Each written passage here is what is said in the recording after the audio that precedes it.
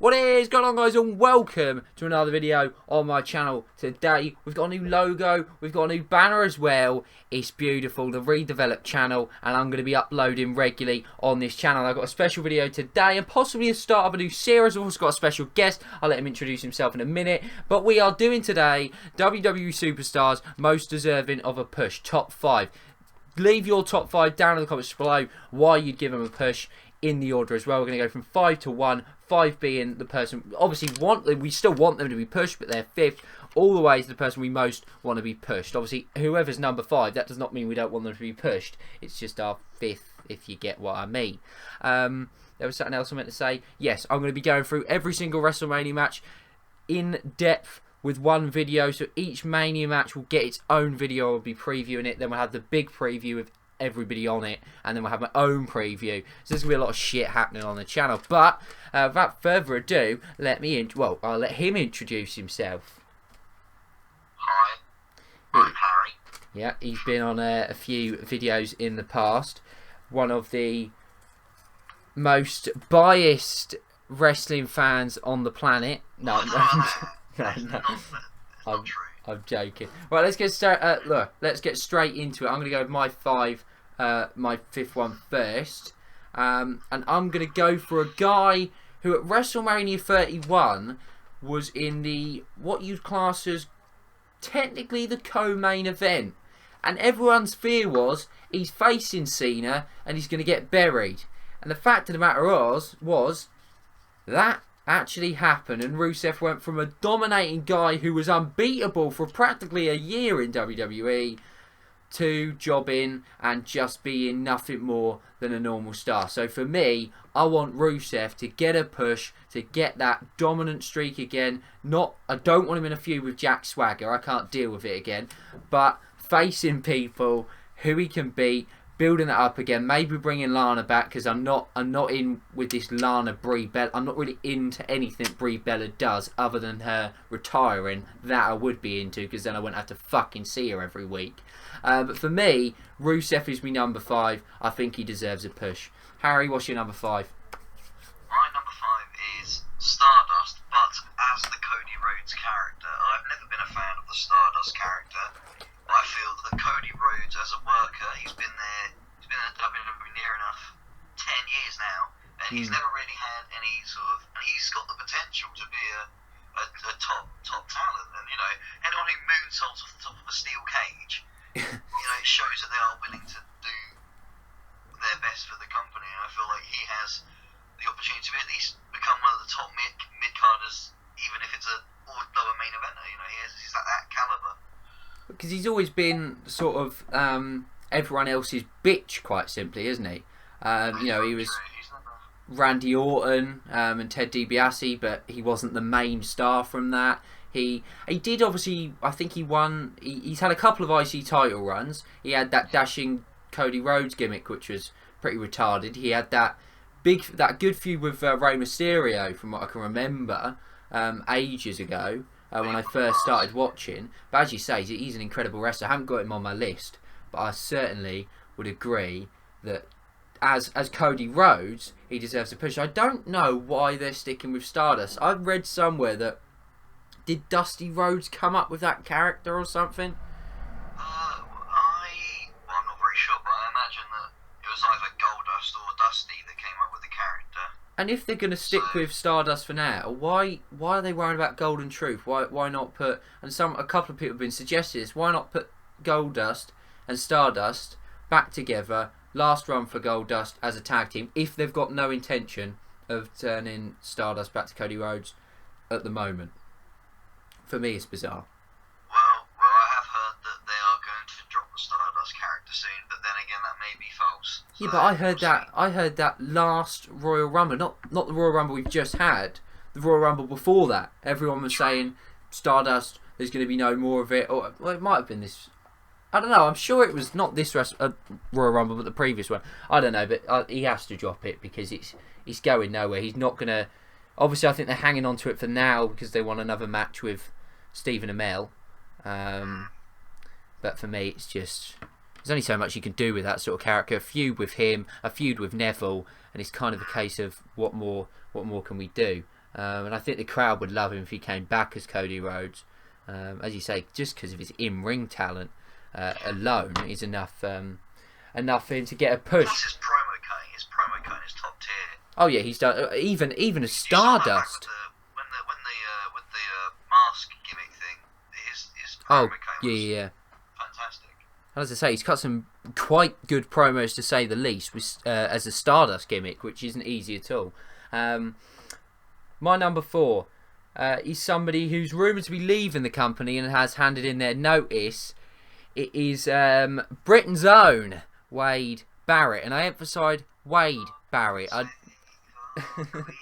I would push him as Wade Barrett. I would not push him as King Barrett. Drop the King Barrett is pointless. I'd split up the League of Nations right now if I could. Alberto Del Rio is a fantastic heel, a heel that can go into the world title picture. Look, if Roman Reigns is going to win at WrestleMania, which I think he's going to, and I think everyone with a brain cell thinks and knows he's going to, somebody like Alberto Del Rio is a good feud for him to have, because Del Rio doesn't necessarily need to win the title, although he could. He doesn't need to. He's a good enough challenger, and I think that's the sort of heel where he's the sort of heel that's not always going to be in the main event like Seth Rollins was when he was here, but he can be sort of semi-main event. He can go from main event back then down to the mid-card once he's done, back up to the main event, maybe win the world title, drop it back down, and it's not going to affect him because he's that talent. Wade Barrett, you know, I look at, was it 2010 with the Nexus, 2011? 2010 with that's when he should have won the WWE title. Randy Orton and Wade Barrett, was it Survivor Series? Or am I dreaming that? Survivor Series, yes. Something like that. Was Survivor Series the 5-on-5, or was that SummerSlam? That was SummerSlam, the worst match in the history of WWE, where John Cena single-handedly destroyed the Nexus, which was one of the best groups. Looking back, it could have been the best group in WWE.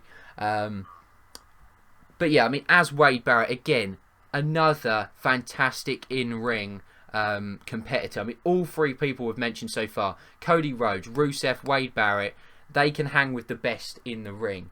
Again, Barrett's promos are great, and he's charismatic as well. And as that Wade Barrett character, he can carry a group on his own, whether that be Young Guns. I don't know, maybe I'd love to see them bring back not necessarily bring back the Nexus, but bring something to do with that. But as I say, when he was feuding with Randy Orton and John Cena, as we say, he should have won the world title, he didn't, but he was freaking awesome, and he didn't look out of place. He'd got pushed really quickly, if you think about it. He'd come up from NXT, which at the time wasn't a particularly as not as well known, didn't have nowhere near the good as reputation it does now. He came straight up, he'd been pushed straight into the main event, yet the fans still loved him. Roman Reigns, however, he's been up now, for nearly 3 years, and everybody hates him. So it proved Wade Barrett then looked like he was and belonged in the main event, and now he struggles to get a match on telly. I mean, that's the thing that annoys me. I know he was out injured he had some sort of neck injury, but he did wrestle 2 matches in a week. I was reading What Culture's article, and he had actually wrestled 2 matches in a week. It was a minor miracle. But my number 4 is Wade Barrett, although obviously I know it's unrealistic because he's going to be handing in his notice, and I do think he'll go wherever he goes. He'll do a fantastic job and be a top player. I've heard he's going to be a sports pundit in England, so that would be interesting. At least he'll be getting on telly. Yeah, he'll be getting some TV time. Right, your number 4. My number 4, I'm just going to put it straight out there, Kevin Owens. Oh my god, love Kevin Owens. He's been in the mid-card. So do I. He's been in the mid-card for too long. He is a main event talent by far. He could be the top heel in the company. Yeah. He could even be the top face if you want. He gets cheered anyway. But you know, he's got that ability, and I do feel that in a way it's what's happening backstage that's preventing that main event push. That the fact that Vince doesn't see him as he might. I think it's the body type thing that's keeping him down, which is not. It's that whole thing of, is Kevin Owens marketable? Is he, when he's on our magazines, gonna look good? What the fuck? This is, who gives a shit? This is. He looks like he could beat you up. Yeah, exactly. Which is the whole point. I know. I mean, it's just bizarre. You don't have to look like, you know, you don't have to look like a bodybuilder to look dangerous. No. Like Kevin Owens fits into that category. Not only that, but Yeah. let alone the WWE. Yeah, His promo cutting is probably the best there at the moment. Yeah, I think he's the second. I think he is joint best heel on the roster at the moment, and the only person that comes near to him, and he's only just turned heel, is Chris Jericho. Chris Jericho as heel is the best heel in WWE history, in my opinion. And obviously, I wasn't living through it all in the past, but I've gone back and watched stuff, and Chris Jericho is just freaking awesome. But yeah, I agree totally, Kevin Owens, and I can't wait to see Owens versus Rollins. What a match that will be. So that's your number 4. My number 3 is a guy that's currently on the shelf, and he's going to miss WrestleMania 32, which is ever so slightly sad. It is Antonio Cesaro. It's not a surprising pick. It's an obvious pick, some would say. But, you know, this guy, again, he has everything. He has the look, he has the height, he has... The only thing that's stopping him is his promos. However, it ain't stopping Roman Reigns. This is what frustrates me. You can't, for one person, say, "Oh, Cesaro, we're not pushing him because he can't cut promos," and then push Roman Reigns to the sky, who comes out talking about tater tots, for fuck's sake. It's just hypocritical. I know, obviously, Vince in that Stone Cold podcast said he didn't have the it factor. I mean, that is one of the most pathetic... That sentence in itself proves Vince McMahon is out of touch. Cesaro, in my opinion, is top 3, definitely. I mean, I arguably would say he's the best in-ring worker in WWE. I'd struggle to order Owens, Cesaro, and Seth Rollins for me. They're the 3 for me. I just cannot order. And then you've got the likes of Ambrose, who are in that sort of next bracket. I mean, Ambrose is incredible, but for me, them 3 are just the elite of the elite, if you get what I mean. Cesaro could quite easily, for me, win the world champ. Win the world championship. Cesaro as a world champion, for me, is realistic. He's going to work on your magazines. He's a European champion as well. That you know, is a good... it is attractive to the wider audience as well. And everyone loves him. You know, the Cesaro section on Raw. I know WWE tried as best as they can to edit it out and not show it. I just don't get why they're so reluctant to push a guy that isn't going to fail you. With Cesaro, you've got something that you don't have with every superstar. Every single match he's involved with, he will put on a great show. If it's a main event of a pay-per-view, you know you're going to get a 4-star match minimum with Cesaro. Whether he's wrestling a broom. It's the fact. I just don't get why they haven't pushed Cesaro more. Some would say he was on a mini push before he got injured. It would have been interesting to see where he goes. It'd be interesting to see what happens when he comes back and where he slots in. For me, he's just going to slot into the mid-card. I don't know about you. I always feel he's going to be kept down. I don't know why. Because Cesaro's not my list, but the only reason is that because I knew you was going to say him. So that's the only reason why he's not on my list. But I do feel that he is, you know, maybe the thing that I've always seen with Cesaro is, yes, the problem is his promos. However, surely Heyman could give him lessons. Give him Heyman. Give him Heyman. Why can... Well, they did that for a while, and that didn't really work, did it? But try it again. When has WWE always... so incredibly over. Exactly, and I think when they tried it with Cesaro previously, they still had kind of Jack Swagger looming over, from what I can remember. Which Jack Swagger looming over anything just makes it shit. But there's no reason why Paul Heyman can't do double duty. There's good managers out there, you know, that aren't being used. I mean, I don't know. Get somebody like... I just had someone in my head and they've completely fucking gone out of my head. It's really going to piss me off. Yeah, they've completely fell out of my mind. But there was someone else I was thinking that he could go with. But yeah, he just needs someone to talk for him. It's as simple as that. As you say, Heyman could give him lessons, or they could just give him Heyman. I don't think it would affect Brock Lesnar. He could quite easily do Cesaro and Lesnar. I mean, Lesnar is a part-timer anyway, so it wouldn't really make much difference. And what a match Cesaro and Brock Lesnar would have.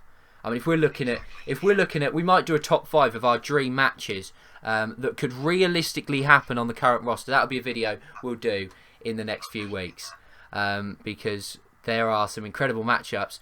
The more than likely, WWE will keep us from seeing, much to the same as what they're doing with the IC title match. Everyone wants to see Sami Zayn versus Kevin Owens at WrestleMania, and that's exactly why WWE won't give it to us and will throw in Miz and somebody else. Miz is up there.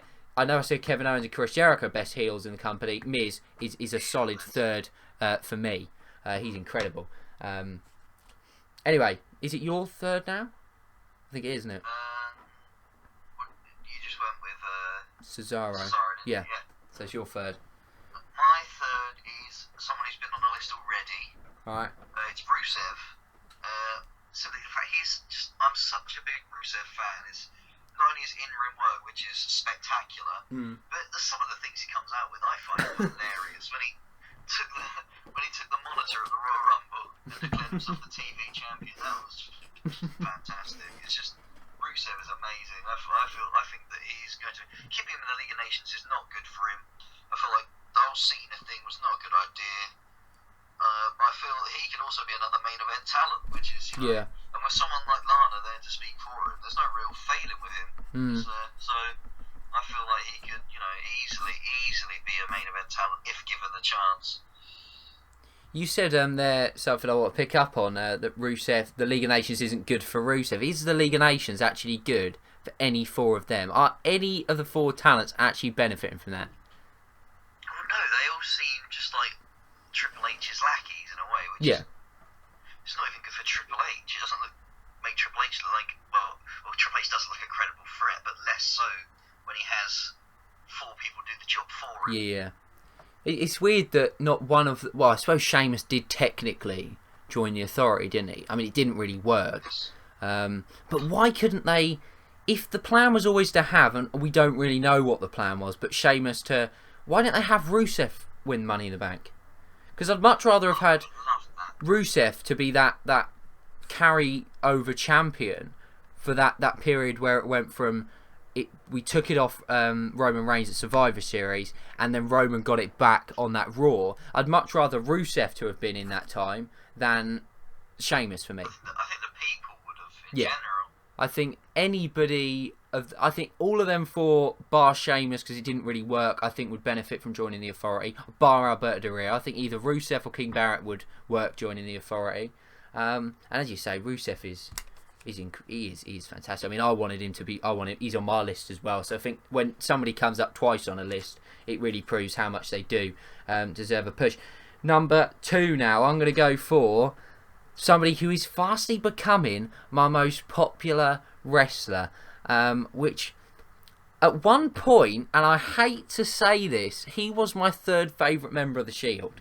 Which, when I say it now, is embarrassing. Now, I'm going to say that it was only for about one night, and that was after TLC, when Roman Reigns went on a rampage at Triple H, and I was like, holy shit, I like Roman Reigns. Seth Rollins has always been number 1. But I tell you what, Dean Ambrose is now pushing Seth Rollins for that number 1 spot. As soon as Rollins comes back, more than likely, Rollins will retake the spot. But Ambrose is incredible for me. And a lot of people will probably say, oh, Ambrose is getting a push. He's getting more of a push than the other people you've mentioned on this video. Is he though? Is he? You know, he got the world title match, but he lost again. He's again another person who's someone's bitch. He's Roman Reigns' sidekick, and I don't think he wants to be. I mean, who the fuck would want to be Roman Reigns' sidekick? You know, and this is what I don't understand. You've got Roman Reigns who constantly gets booed when you want him to be cheered, and you've got Dean Ambrose who gets cheered no matter where he comes out, whether it's a proper, internet wrestling fan base, they like him, and the casual fans, they like him, the fangirls, they like him. Roman Reigns, casual fans don't particularly like him. Obviously the internet community, they don't like him. The only people that like him are the Egyptian and Indian fans and the fangirls. They're the only people that like him, and just because their top comments on Facebook, is that all that Vince actually reads? Did he only read the top comments on Facebook and then just delete the ones that are bad for Roman Reigns? He's fucking pathetic. How the fuck Roman Reigns is in the main event ahead of Ambrose at WrestleMania is absolutely beyond me. Again, we don't even have to say it. This guy is incredible in the ring. He's so great at every style. We know he's got that hardcore, you know, he's the best hardcore wrestler on the roster at the moment, in my opinion. You know, if you watch some of the matches he did for, help me out, Harry. Yeah, they were just absolutely brutal. I mean, if you haven't seen them, check him out on YouTube because you will not regret it. You know, he's also very, very good, a very good wrestler. He's technically a very good wrestler. And on the mic, he's fantastic. He's unique as well. He's not just like a person that comes out and he cuts a generic promo. Even if it is a generic promo, he makes it. He makes it. It's Ambrose-esque. It's his own promo. He doesn't make it generic. And his character is the best character on the roster when they let him be the character he wants to be. You know, that crazy lunatic. He could, no doubt in my mind, be the most popular and one of WWE's biggest stars ever. And I mean that. He could be up there when in 10, 15 years' time when he retires. We'll be looking at him, Stone Cold Steve Austin, Undertaker, Ric Flair. He will be in them names, in my opinion. But only if WWE actually put their faith in him and push him. The question is, I just don't know whether they actually will. It's again another one of those. It's surely he is destined to be main event. Surely he is going eventually to get to the main event. The thing I look though is obviously Roman's going to win the championship at Mania. I would have thought they'll go Roman's Ambrose feud. Then Rollins is going to come back. Now he's going to want the title. So Ambrose is again going to be the third. It's going to be Roman Reigns and Seth Rollins, and then it's going to be Dean Ambrose, when in actual fact it should be Seth Rollins, Dean Ambrose. I'm going to ask you a question, Harry. Which feud would you rather see? Seth Rollins versus Dean Ambrose. Now I know we've already seen it, but you know, Seth Rollins or Dean Ambrose feud number 2, so to speak, or Roman Reigns versus Seth Rollins. We've already seen Ambrose and Rollins, and we know that feud can work. It's fantastic, and you know that they're my 2 favourites. Yeah. So those are the 2 that I want to see. Of course, and I think anybody would be saying that. I mean, maybe people can make a strong argument for Reigns, Seth Rollins. I'm not saying that would be a bad program, but yeah, for me, Ambrose has to get a push. You know, just go watch that Roadblock match. The storytelling in that, how close he became. It gave me that feeling I don't often get at the moment with WWE, where I was a fan. I was a real fan. I was not looking at it and thinking, oh, why are they booking this? Why are they booking that? Ambrose sucked me in and he made me feel like a fan. You know, when there was that 1, 2, 3 and I thought he'd won the championship, I was jumping up, going mad. That you don't often get in WWE anymore because it's so predictable and it's so... But Ambrose is able to you know, really make you a fan, if you get what I mean by that. So for me, Ambrose is number 2. Number 2 for you. My number 2 is Bray Wyatt. Now, he's always been on the cusp of greatness, really. Yeah. And I feel that with the backing, he could be something special. He is the new Undertaker of the modern day, really, for the younger fans. Yeah. I feel that, you know, with the faith, he could be at that caliber. It's just whether or not they want him to be. I think what hurts Wyatt the most is this 50-50 booking. Yes, very much. We'll give you wins on Raw, but then when it comes to the big time, when it comes to a pay-per-view, we're going to make you lose. Interesting question. Yeah. When is the last time he won a feud? I don't know. It was Ambrose, and that was like a year ago.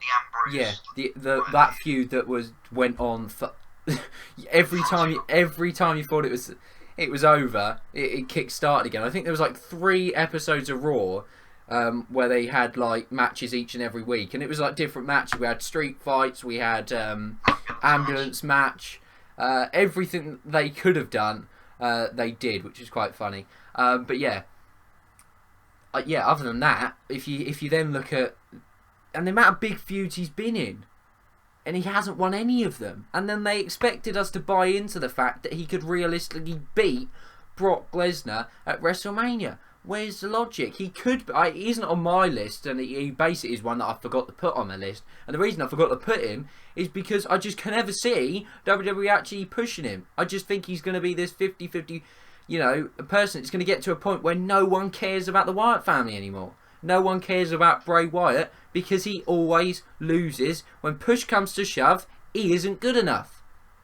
And there's only so many times you can actually do that before everyone starts to realise, actually, he never fucking wins. What's the point of me being invested in him? What's the point of when he's going up against a big guy like Brock Lesnar, a Triple H, a John Cena, a Dean Ambrose, a Seth Rollins, a Roman Reigns?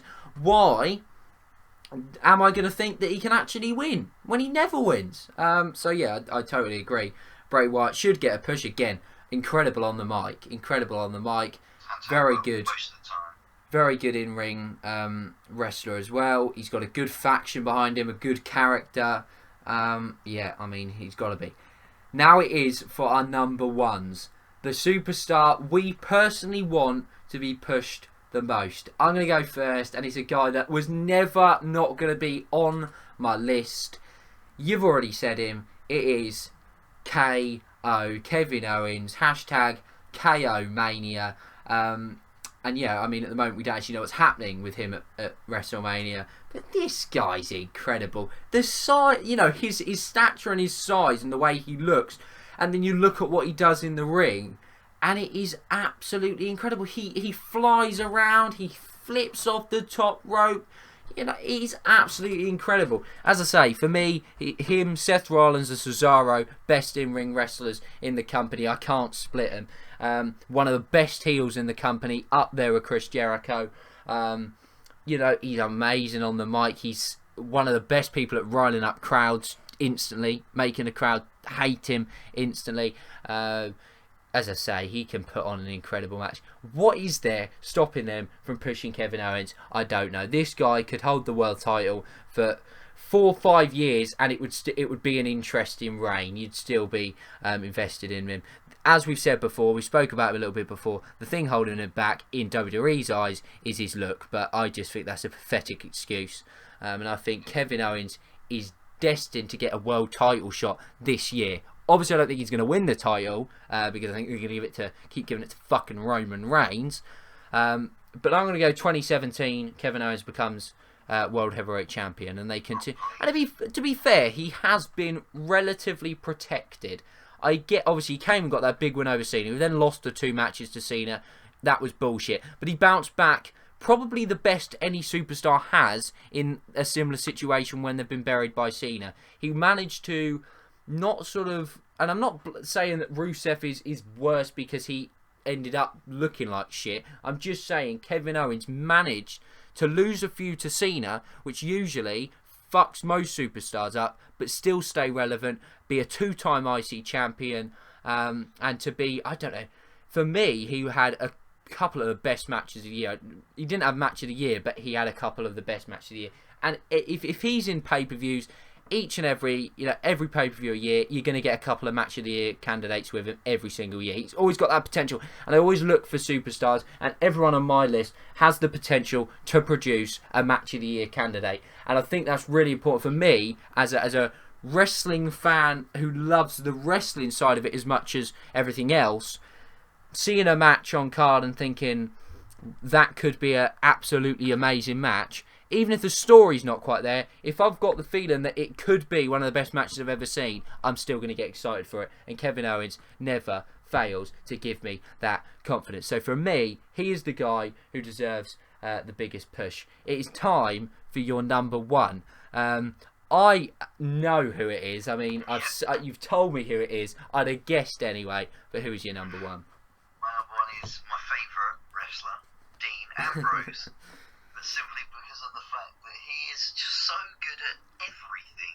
You can't fault him on any aspect of his performance. No, you can't. And yes, he's in the world title picture per se, but they've always made him come just that close. It's been always so close, and I feel like that's only to keep the internet fans happy, and I feel like that is wrong. I feel like he's way more marketable than Roman Reigns is. Oh, God, purely for the fact that he can actually talk to a crowd of people. He can entertain a crowd of people for, I don't know how long it was. I don't think it was that long, but it was at least 30 minutes, I'd say. It was around that frame of time, and I feel like he could do that every night if he wanted to. He's just that he can't get bored of someone like Dean Ambrose. No. Kevin Owens is the same. He falls in the same bracket, which is why that feud was so good. But I feel like Dean Ambrose is he's got everything, and he's the new Mick Foley in a way. You can never get bored of Mick Foley, and you can never get bored of Dean Ambrose. Well, I think the thing with Dean Ambrose is he's kind of the mix of the best of everybody. Like, you think of some of the best wrestlers, he's got a bit of Stone Cold Steve Austin in him. He's got a bit of Mick Foley in him. He's got a bit of some of the best superstars from the past, some of the best wrestlers ever. He has a little bit of them. It's almost like if you created your dream superstar, it would almost certainly be Dean Ambrose. And yeah, I mean, this guy's got to win a world title in the next year.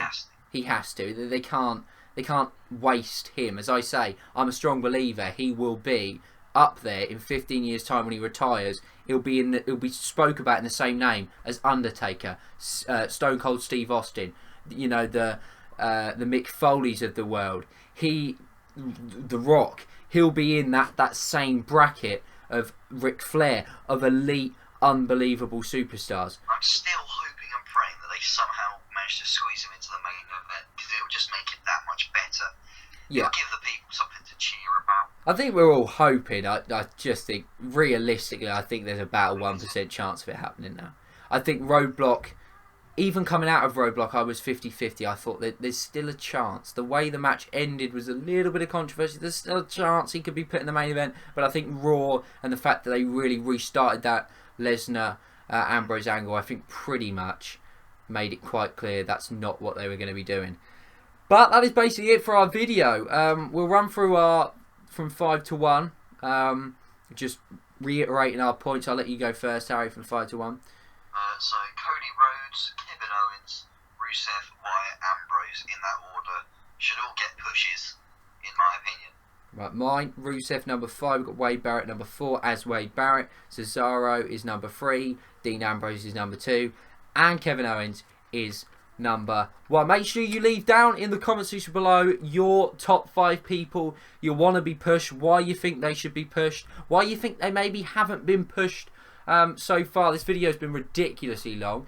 It's been 32 minutes, but I'm not going to lie to you, it's actually been one of my favourite videos to actually film. I've really enjoyed it, and hopefully, if I don't know how many superstars we've done, because we did pick a couple that are safe, but if these superstars get a push, we mentioned some of the matches that could be created from these, I think it would be incredible.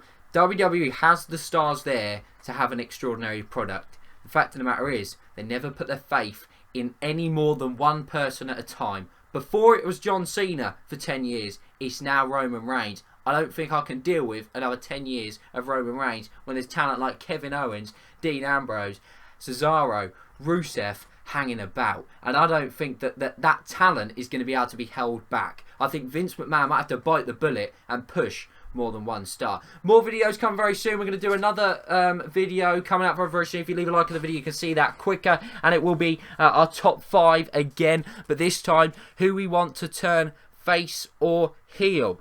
I think that's going to be a fun video. I've got a couple of people we've mentioned on in today's video. They're on my list, so we'll have to wait and see. So yeah, make sure you leave your thoughts and your top 5 down in the comments below. Thanks, Harry, for coming on the video. That's alright. And other than that, follow me on all my social links down in the comment section below, and all the other channels too. And we're only a few weeks away from the Showcase of Immortals, main evented by somebody who nobody wants to be in the main event. Is WrestleMania going to be any good? The question is, I don't think anyone truly knows. Thanks for watching. I'll see you next time. Believe that.